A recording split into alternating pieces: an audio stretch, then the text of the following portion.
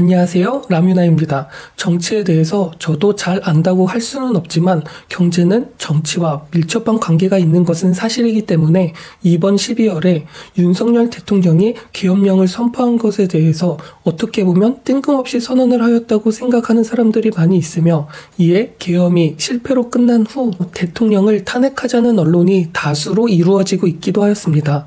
하지만 이 또한 부결이 되면서 국민들은 탄핵 투표에 찬성을 하지 않은 국회의원들을 마녀사냥하고 있기도 하면서 탄핵을 하고자 시위를 하고 있는 게 지금의 현 상황인 것 같습니다.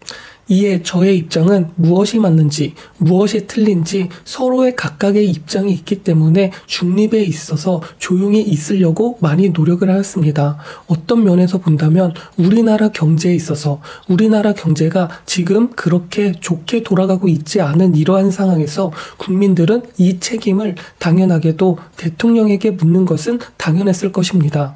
하지만 지금의 경제 상황에 있어서 코로나 이후에 모든 나라의 돈이 많이 풀리게 되어버리면서 우리나라는 다른 나라에 비하여 결코 강대국이 아니었으며, 이에 달러로 인한 중앙화 시스템이 발동하기 시작하면서 우리나라는 그렇게 좋은 영향을 받지 못하였고, 또한 우리나라는 어떤 정치인이 정치를 했다고 한들, 진보나 보수나 어떤 대통령이 정치를 했다고 한들 내수에 의하여 경제를 살리는 것이 아닌 자원 한 방울이 나오지 않는 수출로 인한 경제를 성장을 해야 하는 나라임은 어떤 정치인이 정치를 했어도 분명하였기 때문에 어쩔 수 없이 지금과 같은 상황은 일어났을 것이라고 저는 보여지고 있습니다. 코로나는 누구도 예상하지 못한 블랙스완적 상황이었기 때문입니다. 누구나 예측이 가능한 상황이 아니었기 때문입니다. 우리나라의 힘만으로 어떻게 돌아가지 않는 이러한 상황 말이죠. 이것은 어쩔 수 없습니다. 하지만 이렇게 된 상황을 정치에 있어서 당연히 대통령이 책임을 물었어야 했으며, 진보 쪽에서는 이것을 꼬투리 잡기 시작하면서 포퓰리즘을 일으키는 것은 어쩌면 당연한 결과였을 것입니다. 만약 상황이 바뀌어 진보가 자리를 잡아 대통령이 되었고 보수가 야당이었어도 지금과 같은 상황이 일어났을 확률이 매우 높았을 것입니다. 이러한 갈등, 다툼, 전쟁이 왜 일어나는가를 보면 단 하나밖에 없습니다. 못 살기 때문입니다. 코로나 이후에 우크라이나와 러시아의 전쟁이 일어난 것도 본질은 못 살기 때문에 조금이라도 더 잘 살아보고자 일어난 것이며, 이스라엘과 하마스, 팔레스타인의 전쟁 또한 결국은 못 살기 때문에 본인의 국민들을 더 잘 살게 하기 위해서 벌어진 것이 전쟁입니다. 즉, 못 살기 때문에 일어난 것입니다. 하지만 이러한 상황은 제가 지금 예시를 든 두 곳만 일어나는 것이 아닙니다. 단지 이 두 곳은 국가 대 국가의 단위에서 일어났을 뿐이지만 내부에서도 수많은 나라들이 우리와 같은 전쟁이 일어나고 있는 게 지금의 현 상황임을 알 필요가 있습니다. 그렇기 때문에 우리나라에서 일어난 지금의 상황은 어쩌면 당연한 상황이었을 것입니다. 못 살아서입니다. 그런데 이 못 산다는 게 자의적으로도 못 살 수 있지만 세계는 절대적이지 않습니다. 상대적으로 흘러가고 있습니다. 이번의 경우는 자의를 떠나 타의로 대부분이 힘든 경우가 저는 맞다고 생각을 하고 있습니다. 그렇기 때문에 어쩌면 이러한 가불기에 걸리게 된 이 상황에 하나의 판단을 했어야 했고, 그것이 계엄령이었을 수도 있었을 것입니다. 왜? 지금같이 어려울 때에는 초심으로 돌아가 때로는 독재로 이것을 하자 하면 그냥 일단 해서 해결책을 방안을 해야 하는데, 이것을 하자고 하면 야당에서는 태클을 걸게 되니 무엇을 하나 시도를 하지 못하고 이도저도 하지 못하고 그냥 경제는 나빠지게 되기 때문입니다. 그렇다고 보수의 편을 드는 것은 아닙니다. 지금까지의 임기에 있어서 기회는 분명히 있었으니까 말이죠. 하지만 이러한 가불기에 보수가 잘못을 했다, 민주가 잘못됐다 판단을 하는 상황이 참으로 안타깝습니다. 이것은 어쩌면 미국 우선주의 때문에 일어난 결과이기 때문이니까 말이죠. 우리가 수출국으로 나라의 경제를 살아야 하는 나라이니까 말이죠. 코스피만 하여도 우리는 대부분 경제에 예민한 반도체, 자동차, 배터리, 이러한 분류로 성장에 몰빵이 되어 있는 수준이기 때문에 경제가 안 좋다고 하면 다른 나라들에 비하여 더 많은 타격을 받는 것이 사실이기 때문입니다. 참으로 안타깝습니다. 지금까지의 횡보가 반복이 되고 있는 건 말이죠. 지금까지 그 어떤 보수 대통령도 포퓰리즘이 짜놓은 프레임을 피하지는 못하였습니다. 반일주의자 이승만은 친일파의 4.4, 50 개헌 독재자가 되었고, 산업화의 영웅이라고 불리는 박정희는 다카키 마사오의 유신 독재자가 되기도 하였습니다. 올림픽을 유치하고 국격을 높였다고 평가를 받고 있는 전두환은 국민을 죽인 살인광이가 되었고, 국민이 뽑은 첫 번째 대통령 노태우는 돈에 환장한 전두환의 시다바리가 되기도 하였습니다. 이뿐만이 아닌 셀러리맨 성공 신화의 아이콘 이명박은 BBK의 주가 조작범에 부패한 정치인이 되어 있으며, 애국보수의 상징 박근혜는 최순실의 아바타가 되기도 하였습니다. 이렇게 앞으로 보수 진영에서 그 어떤 대통령이 나와도 역대 최악의 지도자로 낙인이 찍힐 뿐일 것입니다. 강력한 리더십이 있다면 소통 부재의 독재자로 남을 것이고, 타협의 리더십이 있다면 우유부단한 무능력한 대통령으로 남을 것입니다. 자식이 있다면 자식 특혜로, 자식이 없다면 부인의 비리로, 부인이 깨끗하다고 한들 처가의 비리로, 자식도 부인도 없다면 측근의 비리로, 말을 잘하면 거짓말쟁이로, 말이 어눌하다면 말실수로, 경제가 좋으면 부캐 스탠들이 터질 것이고, 경제가 나쁘면 경제를 망쳤다고 어떻게 해서든 엮을 것입니다. 윤석열 대통령은 불통의 리더가 아닐 것입니다. 왜? 기업인들의 하소연을 들어 규제를 풀어주었고, 군인들의 하소연을 들어주어 한미동맹을 복원하기도 하였으며, 외교관들의 하소연을 들어 한일 관계를 정상화하기도 하였기 때문입니다.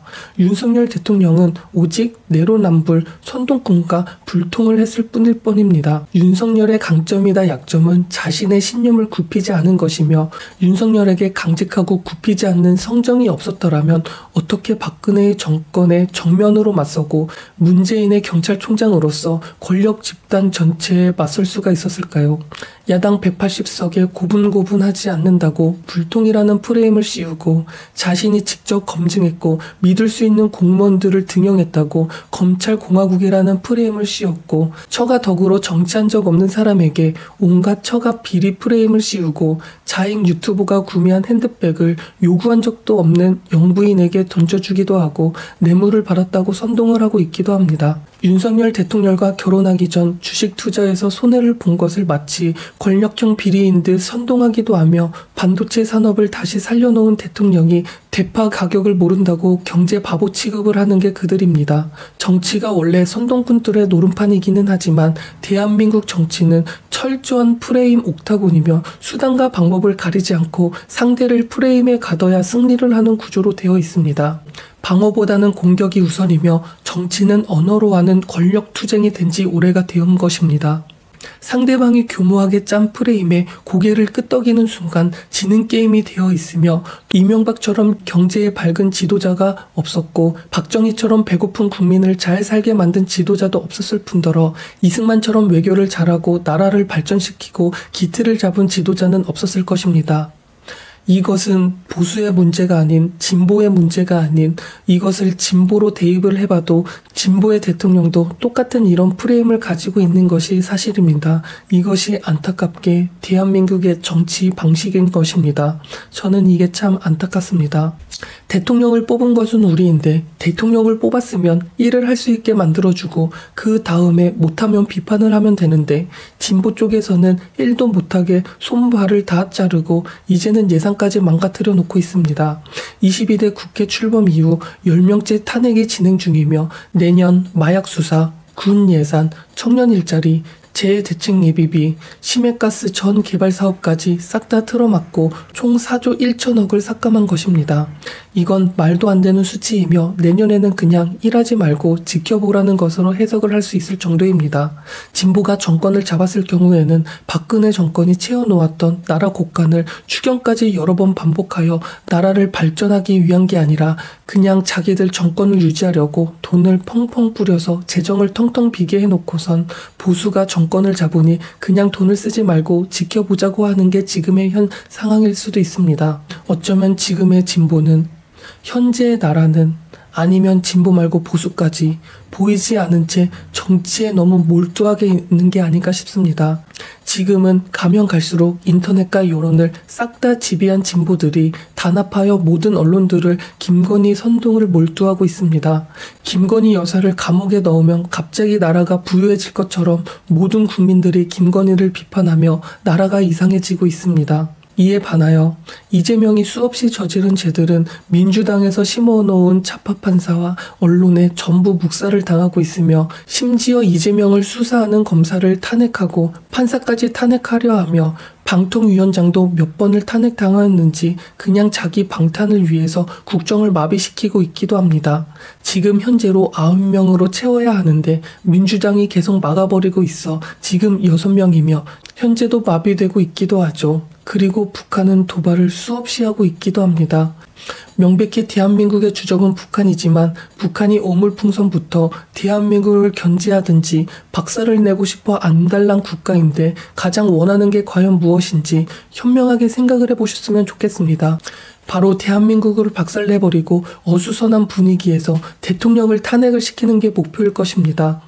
국회의원 180석 야당인데 1도 못하게 만들고 경제가 어려워지면서 모든 비난은 대통령이 책임을 지게 만들어버리진 게 현재의 구도입니다. 이게 바로 북한과 민주당이 가장 원하는 시나리오일 수도 있을 것입니다. 이렇게 되어버리니 국민도 어떤 생각을 하고 있을까요? 일을 하라고 대통령을 뽑아줘 놓고 일을 못하게 막는 민주당에 180석을 몰아주고 대통령만 비난을 하고 있는 게 지금의 상황인데 말이죠. 우리가 대통령을 뽑았고 정권을 만들었는데 참으로 지금 슬픈 게 현실입니다. 이렇게 되어버리니 윤석열 대통령도 3년 동안 아무것도 못하게 해놓고 김건희 여사만 물고 늘어지고 아무리 열심히 일을 한다고 노력을 해도 국민들은 절대 알아주지 않고 있습니다. 그래서 계엄령을 선포한 것일 수도 있죠. 하지만 무능했다는 것은 사실입니다. 체계적이거나 하던지 멍청했다는 것은 누구나 알 것이니까 말이죠.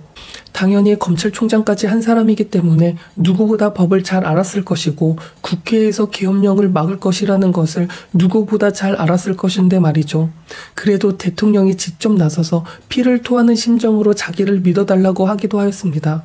정말 일을 하고 싶어하는 대통령이 심각성을 알아달라고 선포를 했을 수도 있습니다. 우리나라는 지금 명백한 휴전국가입니다. 북한은 언제든지 우리나라를 전복시키려고 노력을 하고 있다는 것만은 분명히 아셨으면 좋겠습니다. 그럼에도 불구하고 탄핵을 찬성하는 분들이 많이 계신 걸로 알고 있습니다. 법치주의 이념 아래 상권 분립을 수호하며 전횡을 일삼지 못하게 지켜져 왔고 윤석열 대통령이 계엄령을 포고하고 법치주의를 파괴했다고 생각을 하시는 것 같습니다. 하지만 정답은 아닐 것입니다. 왜? 계엄령 선포 배경인 이미 망가져버린 상권분립, 사법부의 타락과 국회의 부패는 쏙 빼놓고 이야기를 하고 있으니까 말이죠. 저는 이미 국회 기능이 상실이 되었다고 생각을 하고 있습니다. 입법부의 역할을 하고 있는 국회가 국민의 권력을 대변하는 게 아니라 어느 순간 죄를 지은 야당의 국회의원들을 위한 법을 만드는 기관이 되었습니다. 자기 편을 감싸는 법안을 발의하고 자기들이 벌인 구린 일을 조사하려는 검찰 및 정부 인사들을 탄핵해서 그게 벌써 22번째입니다. 이전의 정부들은 많이 봐야 3번째, 4번째인데 말이죠. 심지어 예산안 부분에서는 대통령 활동비, 검찰, 검사원, 경찰 특활비가 0원입니다. 우리나라의 미래 산업인 원전이나 L&D 관련 예산도 총 2천억 가까이 깎아놓고 본인들 연봉은 올랐다고 하고 있습니다. 입법부의 거대 야당이 이미 타락을 해서 입법 폭주를 하고 행정부의 업무를 마비시키고 있는 상황이기도 합니다. 또한 간접법 개정도 미루는데 이런 부분은 왜 언급도 안 하고 있는지 모르겠습니다. 국가 기밀을 빼돌리고 타국의 산업 스파이가 버젓이 활동해도 처벌할 법안을 미루는 게 대한민국의 국회의원인지도 모르겠습니다. 그리고 국회 기능을 상실뿐만 아니라 사법부의 기능도 상실이 된 것은 아닌가 싶습니다. 촛불 선동으로 정권이 바뀌어 적폐청산이라는 명목하에 사법부를 털고 진보적인 인사들을 채워놓고 사법부의 독립성은 완전히 상실이 되었습니다. 부정과 비리 관련 재판을 받아야 하는 야당 쪽 인사들의 재판은 무기한으로 연기가 되고 있으며 판결마저 의혹이 가득 차기도 합니다. 이재명이 선거법 위반 판결로 의원직 상실에 정치적 생명이 끝난 순간에 권순일 대법관이 무죄를 선고하며 살아나기도 하였습니다. 그리고 이재명이 성남시장으로 있을 때 대장동에서 생긴 비리의 온상인 화천대유의 고문으로 들어간 게 권순일입니다. 심지어 최근 위증교사와 관련된 녹취록까지 나와 있으며 위증한 사람이 위증교사를 지시를 받았다고 말을 해도 위증죄는 선고되고 위증교사는 없다는 판결이 나오기도 하였습니다. 이게 올바른 법치가 맞나 의심스럽기도 합니다. 권력자의 입김에 따라 법치가 이미 무너져 있는데 왜 이때는 지금처럼 분노가 없었을까 의심스럽기도 합니다. 이번에는 민감한 주제이지만 계엄령에 대하여 이야기를 해보고자 합니다. 이 영상 자체가 다소 많이 민감할 수도 있겠네요. 계엄법상 비상계엄은 대통령이 전시, 사법 또는 이에 준하는 국가 비상사태 시 적과 교전 상태가 있거나 사회 질서가 극도로 교전되어 행정 및 사법 기능의 수행이 현저히 곤란한 경우에 군사상 필요에 따르거나 공공의 안녕 질서를 유지하기 위해 선포하는 것이라고 명시가 되어 있습니다. 이에 마지막 문장을 보면 왜 이번 계엄령에 있어서 비상계엄의 당위성이 있었는지 요건이 성립이 되는지 이해를 할 수도 있을 것입니다. 지금 우리나라의 경제는 좋지 않다는 것은 누구나 알 수 있는 것입니다. 그래서 국제 정세는 급박한데 대한민국 내부는 상식이 통하지 않는 나라, 상권 분립이 망가지고 행정부의 족쇄가 달려 마비시키려는 전국에서 대통령이 이것을 뿌리 뽑고자 자신의 권리인 계엄령을 선포한 것은 아닌가 싶기도 합니다. 계엄 선포문에서 반국가 세력이라고 칭하기도 하였고 국회는 설렁설렁 막고 선관위는 6분 만에 투입시켰을 뿐만 아니라 국회보다 많은 인원을 투입시킨 것을 보면 명백히 선관위에서 어떤 부정이 있었는지 밝혀내고자 한 것인 것 같은데 이걸 응원하고 지켜보지는 못하고 탄핵에 동참을 하고자 하고 있습니다. 부정선거 관련된 증거와 의혹이 있는 것은 사실입니다. 빵 상자에 가득한 사전투표 용지들, 형상기원 복원 종이라며 접은 자국이 없는 종이투표들, 오산시에서 나온 관리관 도장이 이상한 투표용지들, 개별적인 투표용지 모음이라고 하기에는 너무 이상한 일렬로 묻은 잉크 자국, 심지어 관리관 도장이 없는 투표용지까지. 선관위는 해킹 보안망이 어술해서 전산에서 유령 유권자들을 넣을 수 있는지 명부를 바꿀 수 있다는 게 드러나는 점도 대표적인 예시입니다. 선거관리위원회 비용 처리가 아마 1200건 정도가 되며 심지어 문서를 파쇄하고 자료를 삭제했을 텐데도 5% 정도만 털었는데 나온 결과입니다. 공정성이 중요한 선거에서 주관하는 조직이 이렇게 비리로 점체되어 있는데 선거에서 공정성과 무결성을 기대할 수 있을까요? 감사위원장 탄핵도 시키고 있습니다. 상권 분립은 이미 망가졌으며 선거마저 무결성을 훼손된 상황에서 이와 관련된 언급은 없고 탄핵을 지지하고 있는 게 지금의 현실입니다.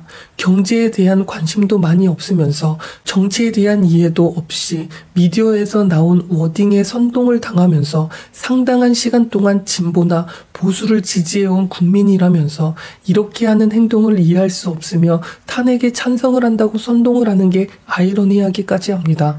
이번의 일은 이전과는 다른 정말 국가의 운명이 달린 일일 것입니다. 감성과 선동에 휩쓸리지 말고 한번 이성과 합리적으로 생각을 해주셨으면 좋겠습니다. 부정선거가 어떻게 21세기에 있지? 라면서 음모론자 취급을 했지만 전 세계적으로 심지어 미국에서도 조차 현재 부정선거에 관련된 의혹이 증거들이 계속 나오고 있는 게 지금의 21세기입니다.